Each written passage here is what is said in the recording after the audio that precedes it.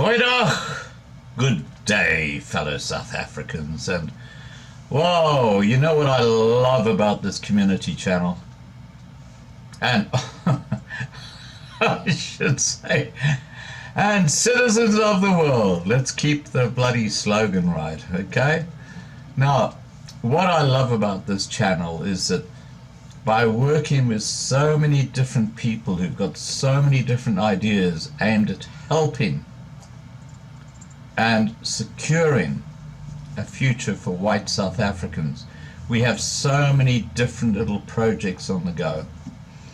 And one of the most exciting, really, for white South Africans who don't or can't have a plan B to get out of the country, they can have a plan B to prepare for an adverse situation.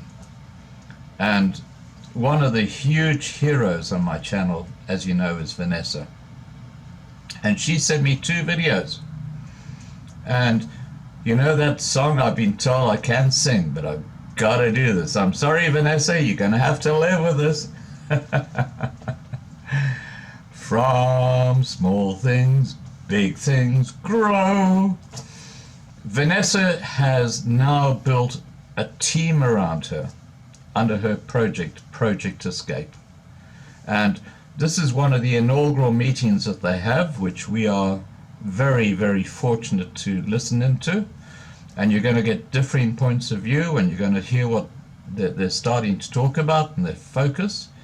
And before I play that video, I'm going to play another video, which is a fellow talking about how white South Africans who are beholden to the racist BEE should friggin' well wake up, because that is a racist policy, and by supporting it, you are a racist. Don't listen to the bloody mainstream media. That's all crap. If you support BEE, which is the most racist policy in South Africa, just to keep your business going, you are a racist. And this guy says you don't have to do that to keep your business going.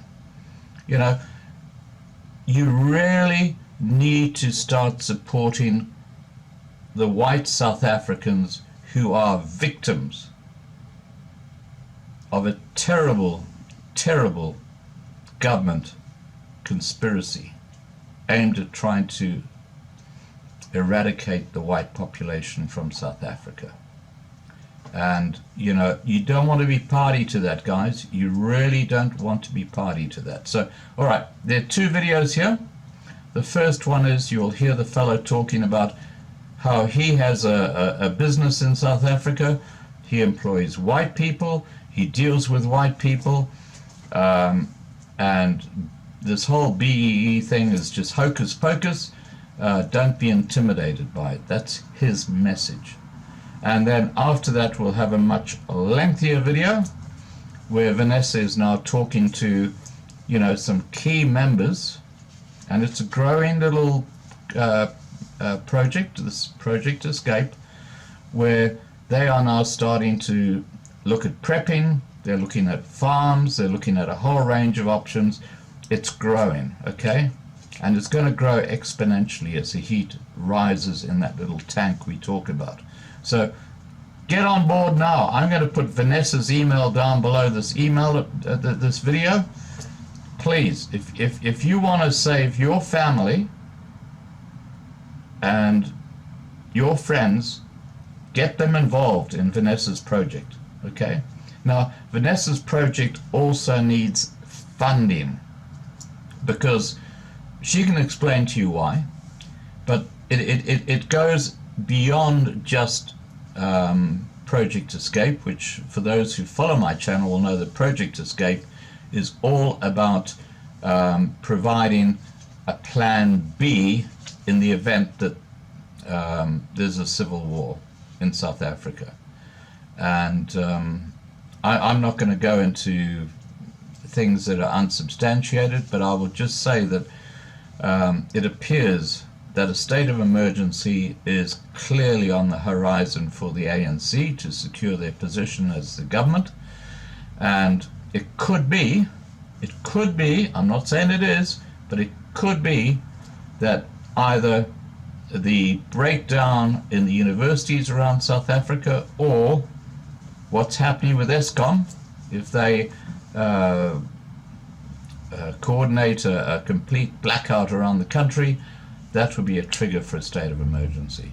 And you can see what's happening with Eskom. So look, Vanessa's group are preppers. They're looking at preparing for the worst case scenario. Now, how can that be wrong for you if you have a family, especially if you're a young couple, you've got a couple of young kids, and you're in Johannesburg, for example, and you're worried about what's going on around you?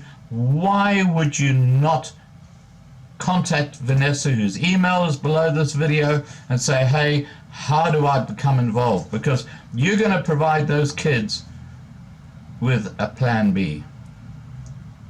If things go pear-shaped in South Africa and you don't jump at this opportunity, what are you going to do? It ain't rocket science, folks. It ain't rocket science. It's just common sense. You have to look after your family. All right, I've said enough. Here come the two videos. The first one, as I said, is this fellow who's got his own business, who is saying, middle finger up to BEE, I don't buy it, and he's doing very well. And, you know, BEE is a racist policy, so don't be part of it. And the second video is the preppers, people forming communities and getting out to farms and things like that to escape in the event that things go terribly pear-shaped in South Africa. I don't see why you wouldn't even contact Vanessa to just say, hey, tell me more, if you really care for your family's future. Because if you do, you have a plan B that you can work with. All right, guys, look. The old fart is rambling on, okay? I'm sorry about that. But guess what? I'm showing a bit of Irish green, Kilkenny. And guess what's coming up soon? Yep. It's a big day for Ireland. All right, guys, take care and have a lovely evening. And here come the two videos. All right, I'm not scared to show my face. For those who want to criticize me, you can go anywhere, go and jump in the lake. I have my reasons for that. I have two messages which I would like to put out there. Scott, firstly, thank you for all that you're doing in Australia for us. I think most people here don't appreciate it in this country. Ek dra gelukkig nie doekies om nie, so I'm a straight shooter in more ways than one. So accept it as it comes. Firstly, I first want to tell all those propaganda, lying, spreading idiots who have no idea what they're talking about, or they're in bed with the ANC. There is no such thing as you can't own a firearm in South Africa. Anybody without a criminal record can own a firearm. You're just going to go through the damn PT of getting trained, getting the certificates, and going through the motions. Spend the money, because most people have an excuse, I don't have money. Well, then you're dead. I'm not going to save you. If you can't buy bullets, you're dead. Don't look at me to save you. Don't look at Scott or anybody else to save you. Ain't nobody going to save you. Not the SANDF, neither the SAPS. You're on your own. So please go and do your own homework. Google the Firearms Control Act 2000. Look at what you can do and what you can't do. Don't listen to your Brandewyn buddy at the bar, because he's talking shit. That's the first message. The second message is for all those whites out there who are called traitors. The white people who don't want to employ my son, who is a chartered accountant, because of his skin. White people who are putting white people out on the streets because of BBBEEE bullshit. You are traitors.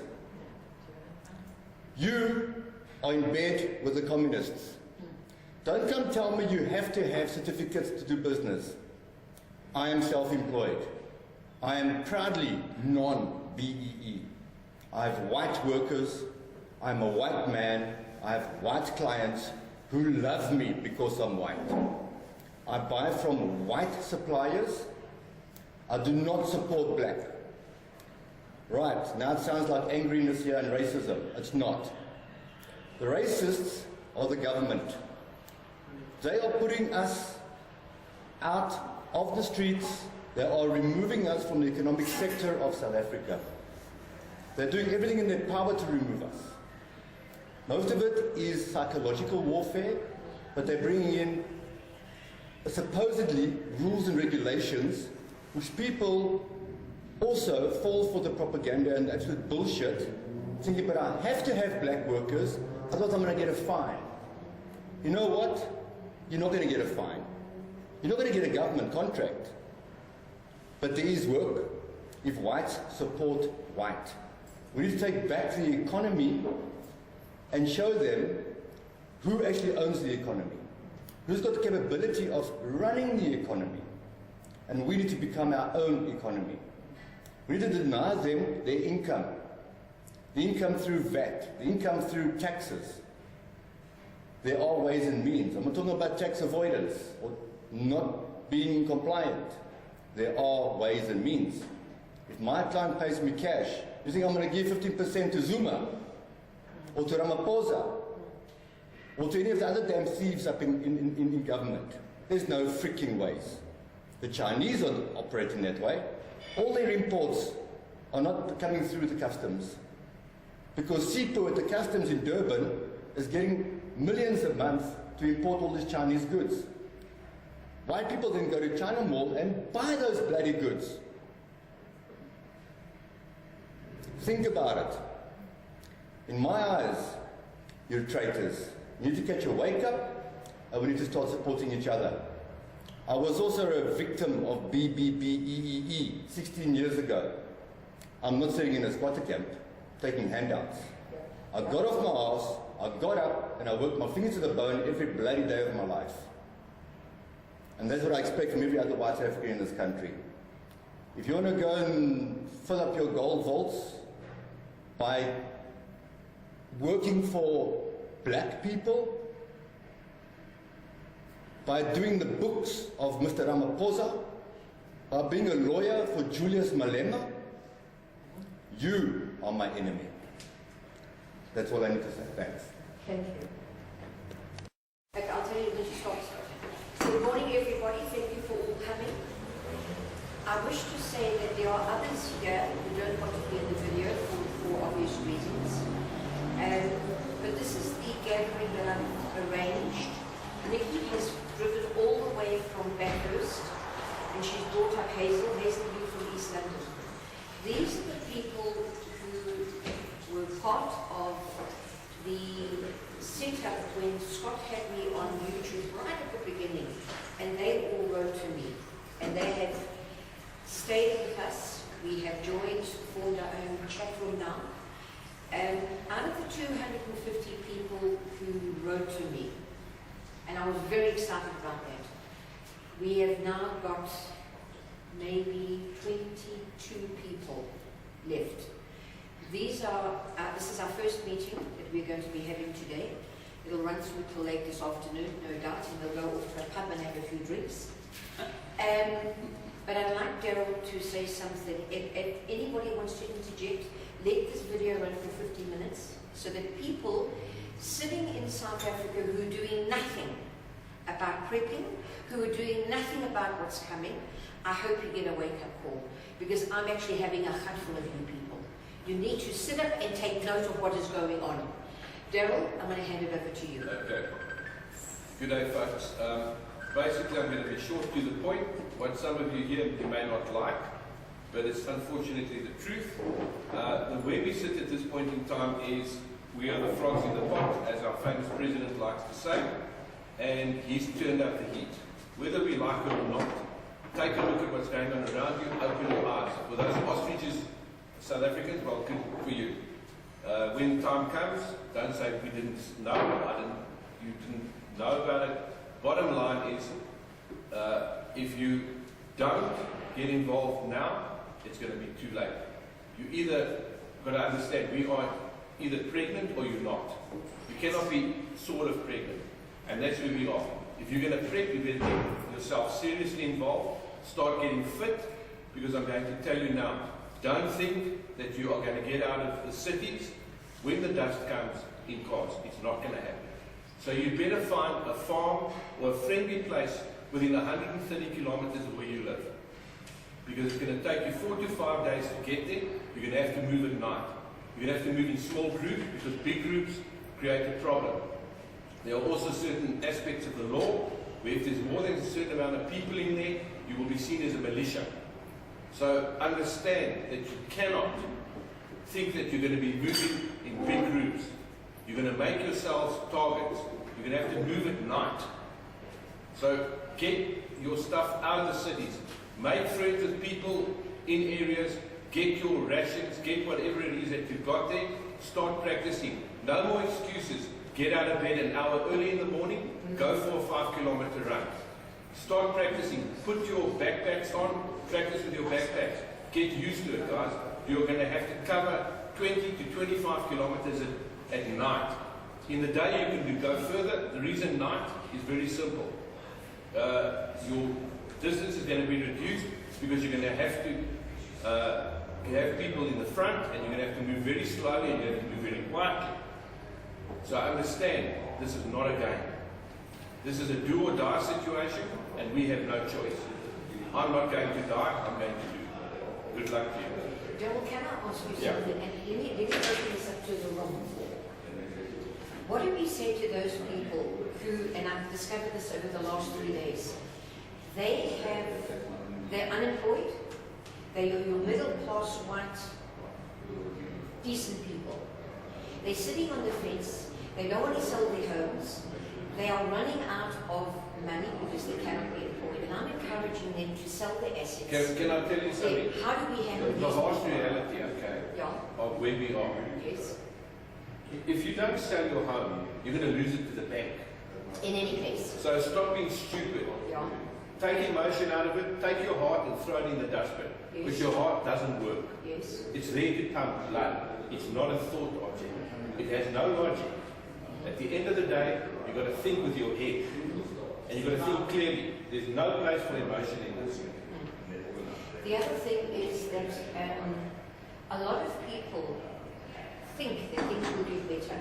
We just go through the same thing we did in the 70s when Mandela was released, and we went onto the road of freedom thing. And a lot of people are really saying, Vanessa, we're going through a little bit of a hiccup, but it's going to get better. It's not going to get better. But hang on a minute, I want to argue the point. It got better in the 70s. So what is so different to then, when we had the preppers, and we even had the liberals prepping? What is different to then as today? That's just a question of numbers. For starters, Yeah. right, as much as I disagree with apartheid did not, okay, hurt people violently. Okay. Yes, there was a certain amount of abuse from the SAP into the black population, which I don't agree with. I think it was very wrong.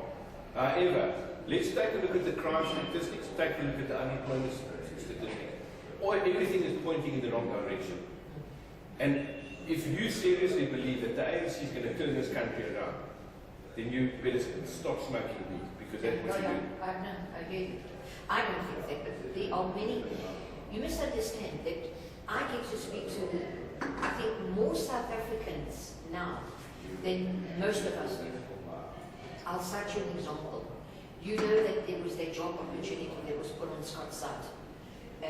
I agree, the wages was not good, but you had an almost free lodging, and you were going to be in a very good environment where you were going to be taught to do combat.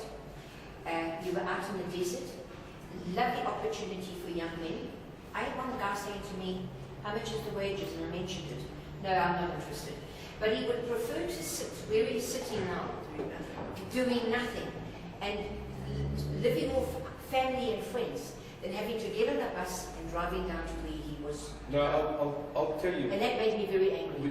We have a major problem with the youth of today. Yes. Okay? And people sitting around this table with families Yes. are all to blame. Correct. We brought up a bunch of pussies. Correct. Yes. Sorry to say it. Yep. Absolutely. If you take a look at the average kid today, his leg is like my finger. There's no muscle in there because none of them were actually physically involved with anything. There is no discipline. Now, if you take a look at, you have unfit, undisciplined youth. What are we sitting with? Pussies. A bunch of people, right, that are not going to be able to take care of themselves. I'm sorry to say, but the worst thing that happened in this country was children not going to the military, especially the men. Because what it did, right, is it took you out of this little shell cocoon and turned you into something. Yes, we are tough. But take a look at that generation and then take a look at the ones that we've got today. Absolutely. They should all train in their willies for ladies' fair. You're right. Yeah, but it's true. And Nikki, again, I want to say thank you for travelling all that way. You didn't have to. And you, when I say you're a foreigner, I don't mean to be rude like that, but you are a foreigner. You're not a South African. And yet you found an effort to get in your car, to graciously bring Hazel and two ladies. I actually think men are an embarrassment. South African men are an embarrassment. They can look at your example. And I would have liked more people to have come today. We chat on that. Let's hope they do. Let's hope they do. But yeah, thank you for that. This is what I actually wanted to say. You're quite right there. I mean, I started with almost nothing. It was a cattle farm. I started organic farming, wanting to build up a community. Not a living community, but a working community. So that says everyone would have, sorry my accent, there will be lots of mistakes, but I don't care now. So you live in your homes, but you work together. But what the problem was, what I came across is, people didn't want to work. The one people can't work. They just wanted to point out fingers, and I had really difficulty to find people wanting to be part of that organic working community. Almost like a kibbutz. Almost like a kibbutz, yeah. Yes. Yeah. That type of system. With more opportunity than later, Correct. if you have figured out a system. Now, my problem is to go away from this capitalism system, but we didn't find a model yet to put on for us to work. But then again, you can't put a model or create a model if no one is prepared to work. To put the things in the American says dirt, I think cool. It's the earth. Yes. To become again part of what is life. We've got to learn to give and then Yeah, we've turned it around. We want to get before So this is where I say it's very difficult to find people but who we have a are... problem globally, okay? If you look at America, you can look at parts of Europe. The farming communities are dying. And the reason is simple, okay? People want white-collar jobs. He doesn't want to get involved. And you must also remember that a farmer, okay, is a huge gambler. Let's not beat about the bush. And they're hard workers. They are huge, huge gamblers. It's man versus nature. Sometimes man wins, sometimes nature wins. And unfortunately, you know, I think the kids don't have the kahunas anymore to take the risk, you know. And it's easier to get up in the morning, get in your car, drive 45 minutes to do 3 kilometers, go and sit behind a desk, and come at the end of the month, get your bag of nuts. And whether you put in the effort or you don't put in the effort, guess what? You still get your bag of nuts. So where is the motivation? And this stems right back into the core of man. We've become lazy. Thank computers. because we don't have to think. That's right. And I'm telling you, I look at my wife's grandkids. They are horrible little people. Little barrels. Yes. But I get it, and I agree. Yes. And why? Because they have lost their imaginations. They've lost the ability to think. Unless they're sitting there looking at a TV screen or a cell phone, okay, and it's feeding them, they are incapable of communicating. Very Lost our family structure. Yes, correct. Yes, yes. Each person is important. Absolutely. You see, coming back to what Nikki was saying, with people not wanting to move on to farms, most of them say to me, why must I move on to a farm and the farmer ultimately is going to benefit? Because when all the dust is settled and we all go back to the city and get our city jobs back, the farmer now sitting with all that. My answer to them is, we're never getting our country back. Have a paradigm shift in your However, okay, I've actually got something. Yes. If you're going to have these people move on to your farm, Yes. you sign an agreement. The agreement has financial benefits. It also has financial, if you want to call it, losses. Yes. Because it's a business. Correct. If the business makes a profit, you share in the profits. Yes. However, if the business makes a loss, you take a loss with it. You can't eat the cake and have it. It's Correct. one or two. Correct. So you know what, guys? We've got to get into thinking like me. I don't know who else of you, yeah, you're self-employed, obviously. I'm self-employed. I'm self-employed. Vanessa's self-employed. You know what? It's get up, work, face the music at the end of the day. Correct. If it doesn't work, well, guess what? I have to sing and dance at the end of the month and say, I'm going to pay my creditors. Yeah. And that is the way we've got to get people to think. You cannot be this, oh, I want a job. Yeah. Is that what you want? I want a job. What is a job? Job stands for just over broke, guys. I like that. Yeah, so this is the dilemma that we whites are in at the moment. I have 5 farms, that's including yours. I have nobody to put on the farms. Now that opportunity is closing because the farmers saying, okay, if you can't find the people, why are we talking to you in the first place? What I can start doing is now I can start putting the farmers who are battling and who are about to have the farms repossessed by the banks put onto farms. So I'm going to start looking at possibly now venturing out onto that, going and interviewing farmers who really cannot make ends meet. And those farmers out in Bultfontein have got a huge problem on their hands. So I'm talking to them and saying, you're going to lose your farm. Why don't I put you on a farm and you guys can still carry on? Correct. Because we're talking about a lot of farms that are going to be repossessed. This is so sad. No, I'm Okay. thinking. Yeah. Sorry, no. So these are all the problems that I'm now being faced with. And I don't quite know how to handle it. How do I get the white community to start knitting together and realizing that we have to work as a unit?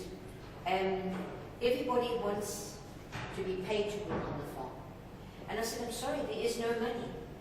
You can't earn a salary. What you need to do is farm, sell the produce, and then out of the profits, you and the farmer get together and talk about it. Yeah, exactly. Well, the thing is that it's something that's got to be done up front. It can't be negotiated after the fact. No, correct. In other words, I know that if I put in my ounce of flesh, okay, and we have a good crop, and the farmer makes R1 million, I'm going to get X out of it. And the books have to be open. No bullshit. Yeah, absolutely. No 2 sets of books. No, we don't If have the farmer time for wants 2 bullshit. sets of books, that's cool. Yes. Okay? But I want to see the real set. Correct. You know, if you take the time to read her vision, Yes. if you put that in simpler terms with the contract underneath, everybody Yes. that comes through to you say, I don't want the blah people, Yes. we want serious people, sign this and come back, read this, sign it if you're serious, Yes. and I will direct you to the farm. Yes. That's it. You don't need to get involved any further than No, that. no, because they're they not should- interested enough. No. So Correct. the way you're actually throwing your pill to swine. Correct. Yeah, I think, I mean, the most important thing for us now with our farm, we own the farm. There's no bank involved. This is why I said when they came up with a 50-50 business thing, 50-50, what was that, you know, black and white. I said, which 50? Which 50%? The 50% with the dam on, or the 50% which is got nothing? How do you want to do this whole thing? This is not even a question. That was a sword what they had to actually empower the It was my farm and it was my pension. And I thought, no, wait, Jose. I mean, I worked all my life. Sometimes in my other business, 16 hours. You know, and they don't see that. Now I have to share a 50% of my farm with unskilled people. So that's socialism. Not, it won't work, it can't work, it's an illusion.